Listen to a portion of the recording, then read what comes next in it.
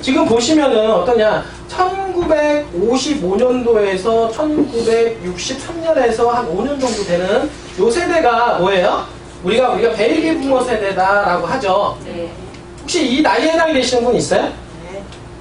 이 나이에 해당이 되시는 분들은 내가 베이비 부머 세대예요. 여러분들. 그러니까 요 세대는 뭐냐면 요 전 세대 있잖아요. 네. 요 전 세대. 이게 민주화와 산업화를 겪으신 분들인데 요 전 세대에 있으신 분들이 자녀들을 얼마나 낳았냐면 7명도 낳았고 8명도 낳았고 9명도 낳았고 많이 낳았어요. 그쵸? 네.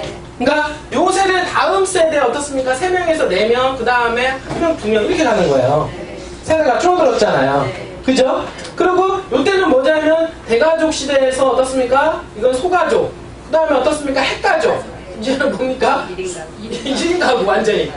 이렇게 점점 세대가 바뀌고 있잖아요. 그죠? 네. 그러다 보니까 어떤 현상이 있냐면, 자, 대가족이 있을 때는 어떻습니까? 부모, 형제, 할머니, 할아버지 같이 살았죠? 그 추세가 어디로 가냐면, 대가족 추세가 어떻습니까? 여기 한 요 정도까지는 대가족 추세 가다가, 이게 중복 오버랩이 되잖아요. 이런 식으로. 네. 맞죠? 네. 지금 시대는 어디로 가냐면 1인 시대로 공고화가 되고 있죠. 공고화. 이렇게 되고 있다. 그러니까 뭐냐면, 그래서 왜 집이 큰 집에서 어떻습니까? 작은 집으로 지금 어떻습니까? 수요가 늘어가고 있는지에 대한 부분은 어떻습니까? 인구의 어떤 변화를 통해서 여러분들이 이해를 하시면 된다. 이런 부분들. 알겠죠? 네. 그래서 이런 모습으로 가다 보니까 인구가 어떻습니까? 대가족에서 핵가족화로 되고 이렇게 되다 보니까 어떻게 했냐. 옛날에는 같이 살았었죠. 같이 살았었죠? 네. 지금 이 세대에서 어떻습니까? 63년대에서 70, 요게 좀 넘어가서 70년대, 요때 넘어가는 사람들이 이제 경제활동의 지금 주역이잖아요. 네. 그 부분들이. 주역인데 이분들은 지금 어떻게 하냐면 은퇴를 하는 시기예요. 베이비부모 세대들이 은퇴를 하는 시기라고. 근데 은퇴를 하려 하니까 자녀들이 뭐 해요? 어? 취직이 돼야 안 돼요? 안 돼요. 안 되죠. 그러니까 요 세대 이후에 태어난 세대를 갖다가 우리는 에코 세대라고 합니다. 에코 세대. 그러니까 베이비 부모 세대의 다음 세대가 우리가 에코 세대라고 얘기를 하고요. 분들이 이런 에코 세대가 어떻습니까? 지금 현재 2016년도 요때쯤에 어떻습니까?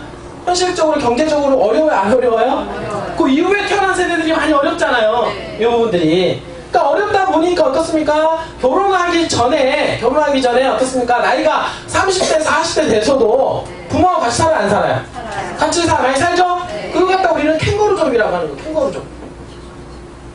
캥거루 어디 있습니까? 뱃속에. 뱃속에, 엄마 뱃속에 있잖아요. 뱃속에 딱 주머니에다가. 그쵸? 네. 그런데 여기서 어떻습니까? 결혼을 해서 독립을 하죠? 네. 독립을 했는데 일자리가 있어요, 없어요? 없어요. 일자리가 없기 때문에 다시 리턴하죠? 네. 리턴 캥거루라고 해서 어떻습니까? 리터루족이 되는 겁니다. 리터루족. 그러니까 말의 표현이 있다는 거예요. 그러니까 지금 어떻습니까? 캥거루족 됐던 사람들이 다시 부모 세대로 합쳐지면서 리턴 캥거루족이 된 리터루족이 발생합니다. 그러니까 이렇게 핵가족화해서 독립을 했다가 다시 경제적인 안 되니까 다시 어떻습니까? 합가가 되는 거죠? 네. 합가가 되면서 어떻습니까? 집이 좀 더 큰 집을 원하게 되는, 응? 이런 현상으로 조금씩 바뀌어 나가고 있는 부분들도 생각을 해봐야 된다. 그러니까 지금은 어떠시냐면 지금 1인 1가족도 되지만 핵분열 시대예요. 핵분열 시대이기도 하지만 어떻습니까? 조금씩 다시 리턴 캥거루족도 같이 합세하고 있는 부분이고, 그 다음에 어떻습니까? 이미 핵가족도요. 이미 다 이렇게 되는 거야. 이미 다 이제 핵분열이 일어났어. 핵분열이 일어난 다음에 어떻습니까? 더 이상 분열이 일어나기 쉽지 않죠? 네. 그러니까 지금이 엄청나게 분열이 일어나는 중이기 때문에 작은 집에 대한 수요가 엄청나게 늘어난다, 안 늘어난다? 늘어나요. 늘어나고 있는 중이죠. 그죠? 근데 핵분열이 다 끝나고 나면, 핵분열이 일어나면 더 이상 어떻습니까? 수요가 없잖아요. 네. 그러니까 그때는 이제는 조종기에 오게 된다는 거예요. 그러니까 지금은 막 핵분열 중이라서 작은 집에 대한 수요는 계속 꾸준하게 현재 일어나고 있다. 왜냐하면 지금 보세요. 저만 해도 제 세대 이후에는 어떻습니까? 한 명 아니면 2명 나요. 네. 맞죠? 네. 근데 얘네들도 어떻습니까? 한 명 정도밖에 안 날 거 아니에요? 네. 얘네들 이후에도 한 명밖에 안 날 거 아니에요? 네. 이미 핵분열이 여기서 다 완료가 됐어요. 설상 그냥 어차피 한 명씩이잖아요. 그쵸? 네. 그렇기 때문에 어떻습니까? 핵분열이 지금 다 끝나버리고 있는 세대인 거죠. 그러니까 저희 같은 세대가 지금 핵분열이 거의 다 끝나가고 있는 단계이기 때문에 소형 평형 때의 어떤 대세는 앞으로 한 10년 정도까지는 계속해서 꾸준한 부분이 있겠지만 그 이후로는 어떻습니까? 이제 정체기에 오겠죠. 그쵸? 학분열이 끝나고 나면 이제는 어떻습니까? 다시 뭐 융합이 일어날 수도 있고 그거는 그때의 환경에 따라서 또 틀려질 수가 있다. 여러분들이. 그래서 지금 어떻게 되냐? 이 베이비부머에 있는 세대들이 어떤 식으로 가냐면 사람들이 어떤 식으로 하냐면 자 임대소득이 발생할 수 있는 4층 이하의 상가주택에 대한 선호도가 상당히 크다고 합니다. 지금. 그러니까 베이비부머 세대들은 그런 쪽으로 찾아가고요. 그 다음에 에코 세대들은 작은 집으로 찾아가고 있는 거야. 알겠어요? 그러니까 지금 부동산의 지형이 어떻게 바뀌고 있냐면 요즘 며칠 전에 그 한국경제도 나왔지만 어떻습니까? 4층 이하의 상가주택을 지을 수 있는 점포경영 주택을 지을 수 있는 땅들에 대한 인기가 높다 안 높다? 나오죠. 그게 뭐냐면 인구 세대가 가장 많은 이 베이비부머 세대들이 은퇴를 하면서 거기에 대한 수요가 폭발적으로 늘어났기 때문에 그런 거예요. 그러니까 4층 이하 상가주택을 지을 수 있는 일종 일반 주거지역에 대한 값어치가 상당히 높아지고 있다 라고 하는 첫 번째 부분. 알겠어요? 네. 그리고 지금 핵분열이 일어나지고 있는 상태이기 때문에 어떻게 돼요? 작은 집에 대한 수요가 늘어나죠? 네. 그렇기 때문에 10평, 11평에 대한 수요가 극대화되고 있다 라고 하는 부분이죠? 네.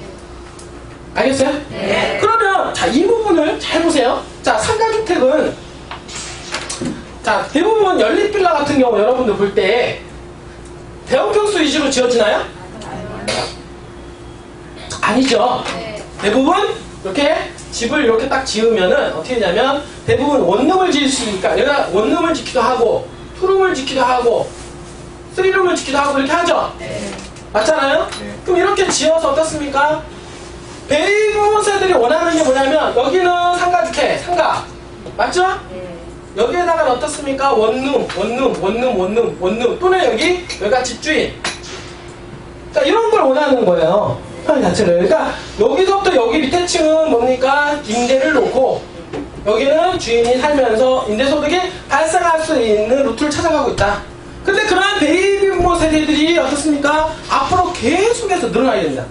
은퇴하는 세력들이 늘어나기 때문에 앞으로 폭발적으로 일종 일반 주거지역 4층의 상가주택을 지으려고 하는 지을 수 있는 그런 땅들에 대한 수요가 폭발적으로 늘어난다 안 늘어난다? 앞으로 늘어날 수밖에 없는 구조로 가고 있다. 그러니까 이게 부동산의 트렌드고 그런 트렌드를 잘 읽으셔야 된다는. 그리고 그런 집들이 또 하나 에코세대한테 또 맞는 게 뭐냐면 에코세대들은 큰 집을 원하는 게 아니라 도시형 생활주택처럼 9평, 10평 정도 전용 10평에서 12평 되는 투룸 정도 사이즈에 있는 방, 작은 방 있죠? 그런 쪽으로 해서 수요를 찾아가고 있다는 얘기예요. 그러니까 이 상가주택은 작은 집, 그러니까 신혼부부들한테도 상당히 매력 있는 거고 솔로들한테도 상당히 매력 있다. 그죠? 그러니까 이거는 어떻습니까? 그러니까 여기 베이비부머 세대에도 인기가 있고 여기에 들어가는 독립세대들은 에코세대에도 관심이 있어집니다.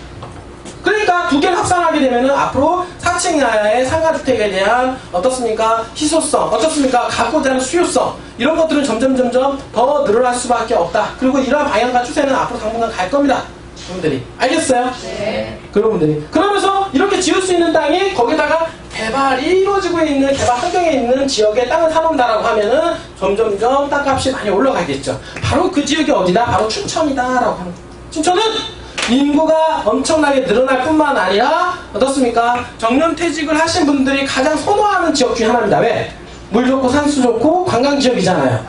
그쵸? 그러니까 베이비부머 세대들이 가장 좋아하는 선호하는 지역이라고 얘기를 합니다. 그리고 더불어서 어떻습니까? 산업군들, 기업들이 많이 몰리는 젊은 층들이 많이 들어가죠? 네. 그러니까 젊은 층들이 많이 들어감으로 해서 수요가 늘어나기 때문에 젊은 사람이나 연세 드신 이 베이비부머 세대들도 다 좋아하는 지역. 그러니까 결국에는 뭐냐면 다들 좋아하는 지역이다 보니까 수요가 늘어나는 거고 수요가 늘어나면 당연히 땅값은 올라가게 돼 있다. 당분간 이 추세적인 변화가 흐름이 깨지지 않는다. 앞으로 10년, 20년은 더 갈 겁니다. 하나 도시가 완성이 되려면 30년, 50년 걸리거든요. 그래서 이제 시작이 됐고 앞으로 20, 30년 동안은 계속 꾸준한 상승세를 띠면서 어떻습니까? 이 도시는 계속 성장을 하게 될 거다 라고 하는 부분들을 다시 한번 이해를 하셨으면 좋겠어요. 알겠죠? 네. 그 중에서 춘천이 올라가고 있지만 그 중에서 가장 저평가된 지역이 어디다? 우리 진해대 아니겠습니까? 네. 여기를 투자해야 가장 많이 먹을 수가 있다. 여러분 다시 한번 말씀을 드리는 거예요. 여러분 알겠죠? 네. 그 왜 투자성 필요성 있는지, 가치성 있는지, 미래 가치가 있는지를 정확하게 여러분 일단 이해를 하시고 고객들한테 확신을 주셔야 됩니다. 알겠습니까? 네. 자, 오늘 교통 정리를 좀 해드리면 아까 얘기했던 취득세 관련된 부분들, 그리고 간단한 어떻습니까? 시대의 변화에 따라서 어떻습니까? 부동산에 대한 수요가 어느 쪽으로 늘어날 것인가에 대한 부분들을 간단하게 제가 말씀을 드렸는데, 여러분들이 그런 어떤 추세적인 흐름을 여러분 다 알고 계셔야 됩니다.